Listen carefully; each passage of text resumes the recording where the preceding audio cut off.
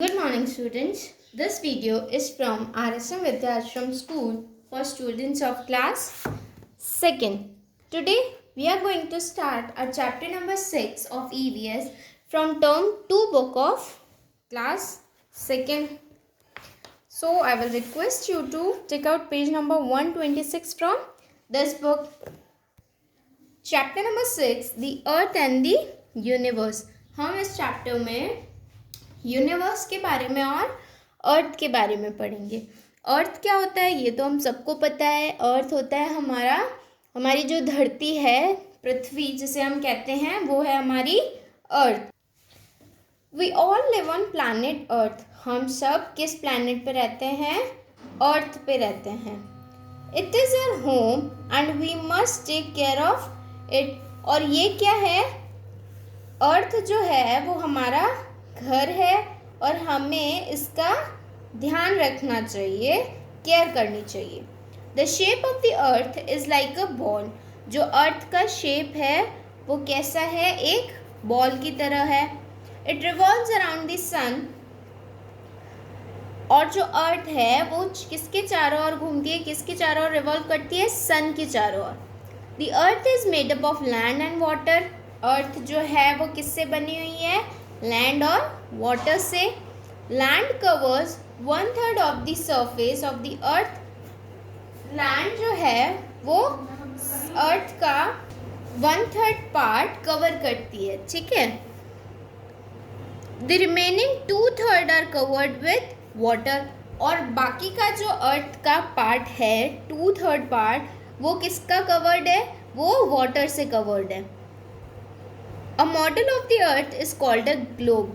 जो अर्थ का मॉडल होता है, आपने देखा होगा ऐसा ऐसा होता है, ठीक है। ये अर्थ का एक मॉडल है और इसे क्या बोलते हैं? Globe. In a globe the blue region shows the oceans and the white areas are continents. आप इस ग्लोब को जब देखोगे तो आपको दिखेगा कि इस पे जो ब्लू कलर का जो भी सरफेस है, जो भी एरिया है, वो क्या शो करता है? वो ओशंस शो करता है। और जो वाइट एरिया है वो क्या शो करता है? कॉन्टिनेंट शो करता है, ठीक है। ग्रीन एरिया जो फॉरेस्ट लैंड या ग्रास लैंड होती है उसको शो करता है। तो ये जो ग्लोब है वो हमको स्कूल में देखने को मिलेगा। अगर आपके घर पे अवेलेबल है तो आप वो भी देख सकते हो। तो आप इसमें देखोगे कि इसमें अलग अलग कलर अलग अलग चीज़ों को रिप्रेजेंट करते हैं, ठीक है। उसके बाद हम पढ़ेंगे लैंड फॉर्म्स के बारे में। लैंड फॉर्म्स है, फर्स्ट हम पढ़ने वाले प्लेन्स के बारे में। प्लेन्स, जब नाम से ही पता चल रहा है कि वो प्लेन है। Plains are flat areas of lands. Lands का जो फ्लैट एरिया होता है, चपटा समतल एरिया होता है, उसे प्लेन्स कहते हैं। Most of the cities are plains. और मोस्ट ऑफ द इंडिया में अर्थ पे जितनी भी सिटीज़ हैं, मोस्टली उनमें से सारी सिटीज़ क्या है? प्लेन्स है। Plains are good for growing crops. Plains जो होते हैं, लैंड फॉर्म जो है प्लेन्स, जो समतल एरिया है, वो क्या किसके लिए अच्छा है? क्रॉप्स उगाने के लिए, खेती बाड़ी करने के लिए। The plains are usually hot in summers and cold in winters. जो प्लेन्स है वो यूजुअली मतलब जनरली गर्मियों में गर्म रहते हैं और सर्दियों में ठंडे रहते हैं। Many people live in the plains. बहुत सारे लोग कहाँ रहते हैं? प्लेन्स में ही रहते हैं, क्योंकि वहाँ पे ईजिली घर बना सकते हैं। फिर है deserts. Deserts are large areas of lands that are covered with sand and rocks. Deserts जो है वो क्या है? बहुत ही बड़ा एरिया है लैंड का, जो किससे कवर्ड है? सैंड और रॉक्स से, मिट्टी, धूल मिट्टी और पत्थरों से। There is very little water in a desert. Desert में बहुत ही कम पानी होता है, इसलिए उसे रेगिस्तान भी कहा जाता है, डेजर्ट, ठीक है। Very few trees and animals are found there. और बहुत ही कम ट्रीज और एनिमल्स वहाँ पे पाए जाते हैं डेजर्ट्स में, क्योंकि सबको क्या चाहिए होता है? पानी चाहिए होता है, ठंडी जगह चाहिए होती है। लेकिन डेजर्ट जो है वहाँ पे बहुत पानी कम होता है, प्लस वहाँ पे बहुत ही गर्मी भी रहती है। Most commonly seen plant in a desert is cactus and most common animal is camel. आपने अभी तक पढ़ा होगा कि डेजर्ट में रहने वाला एनिमल मोस्टली कौन होता है? कैमल होता है। और डेजर्ट में मोस्टली कैक्टस ही पाया जाता है, ठीक है। क्योंकि कैक्टस को ज़्यादा वाटर नहीं चाहिए होता है, प्लस कैमल जो है वो पानी स्टोर करके रखता है काफ़ी दिनों तक, तो ये लोग वहाँ पे सरवाइव कर पाते हैं। उसके बाद है hills. Hills and mountains are elevated rocky areas. Hills और माउंटेन्स जो है वो क्या है, रॉकी एरियाज है जो कि ऊंचे ऊंचे हैं। They are higher than the plains, plains से ऊंचे होते हैं। Few people live in hilly areas as compare to plains. और कुछ लोग जो होते हैं वो कहाँ पे रहते हैं, हिली एरियाज में रहते हैं प्लेन्स में रहने के बजाय। High hills are known as mountains. ऊंची ऊंची हिल्स को माउंटेन्स के नाम से जाना जाता है। It is very cold during winters on the mountains. सर्दियों में माउंटेन्स में बहुत ही ज़्यादा ठंड होती है। High mountain peaks are covered by snow. और जो पहाड़ों की ऊंचाई होती है, पीक्स होती है, वो किससे कवर्ड होती है, स्नो से, बर्फ से कवर्ड होती है। When the snow on mountains melts rivers are formed. और वो जो स्नो माउंटेन पे लगी हुई होती है, कवर्ड होती है, जिससे जब वो स्नो पिघलती है तो क्या बनता है, रिवर्स बनती है, नदियाँ बनती है। ठीक है। उसके बाद है valleys. Valleys are the low lands between mountains और हिल्स। वैलीज वो एरिया होता है जो किसके बीच में होता है, हिल्स और माउंटेन्स के बीच में होता है। The land in a valley is fertile and good for growing crops. जो वैली का जो लैंड होता है, जो एरिया होता है, वो बहुत ही उपजाऊ होता है, फर्टाइल होता है, किसके लिए, और अच्छा होता है ग्रोइंग क्रॉप्स के लिए, खेती बाड़ी करने के लिए। Valleys are usually densely populated. तो वैलीज जो है वो घनी आबादी वाला एरिया होता है। Forest are large areas covered with thick trees and plants. Forest ऐसा एरिया है जो कि किससे कवर्ड होता है, मोटे मोटे पेड़ पौधों से कवर्ड होता है। ठीक है। It is home to many wild animals, birds and insects. Forest जो है वो बहुत सारे जंगली जानवरों, पक्षियों और इंसेक्ट्स के लिए क्या है, घर है। It also provides many useful products to human beings like wood, paper, rubber etcetera. ठीक है। और जंगल से, फॉरेस्ट से हमको बहुत सारी यूजफुल प्रोडक्ट्स भी मिलते हैं, जैसे लकड़ी हो गई, पेपर हो गए, रबर हो गए, मेडिसिन्स के लिए भी बहुत सारी चीज़ें मिलती है हमको फॉरेस्ट से। अब हम पढ़ेंगे वाटर बॉडीज़ के बारे में।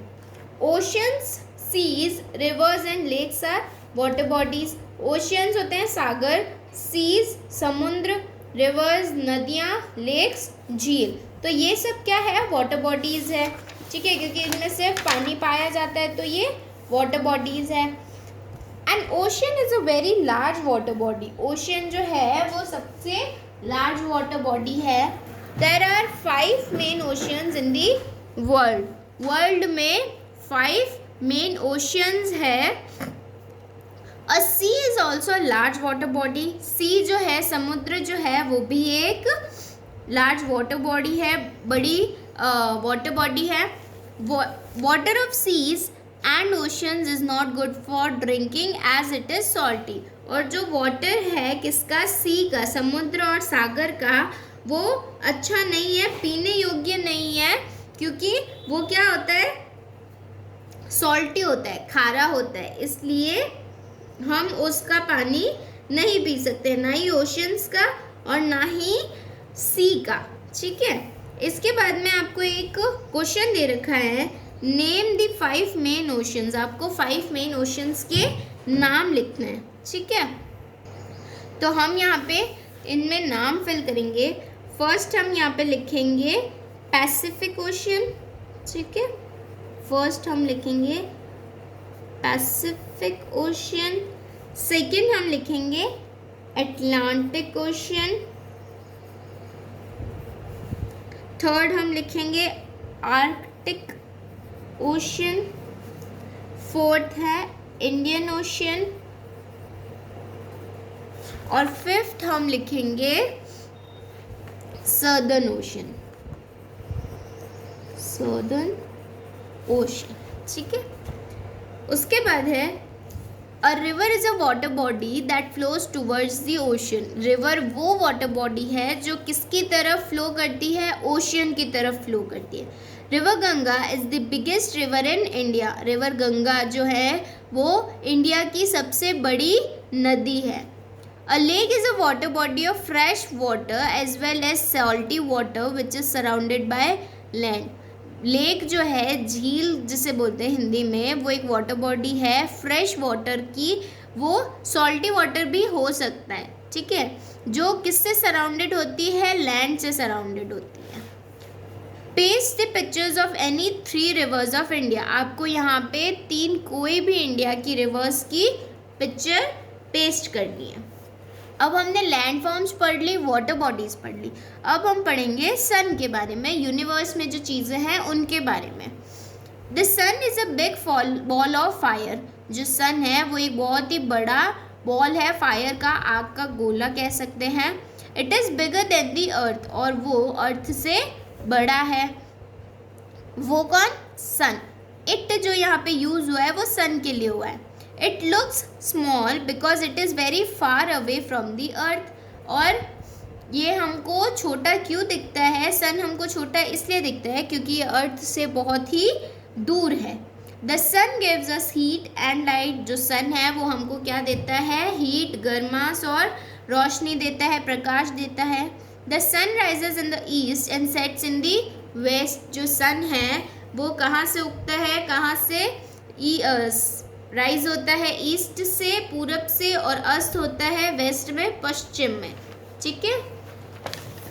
फिर हम पढ़ेंगे मून के बारे में। The moon looks like a silver ball at night. जो मून है वो हमको सिल्वर बॉल की तरह दिखती है रात को, चमकीली बॉल की तरह।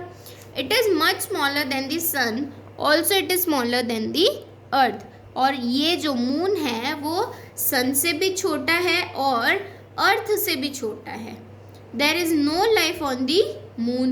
मून पे कोई लाइफ नहीं है, वहाँ पे कोई जिंदा नहीं रह सकता है। As there is no air and water on it. क्योंकि मून पे क्या नहीं है, हवा भी नहीं है और पानी भी नहीं है। और रहने के लिए, जीने के लिए पानी और हवा बहुत ही ज़रूरी है, वरना इसके बिना हम रह सकते हैं, ब्रीथ के बिना हम रह सकते हैं, नहीं रह सकते हैं।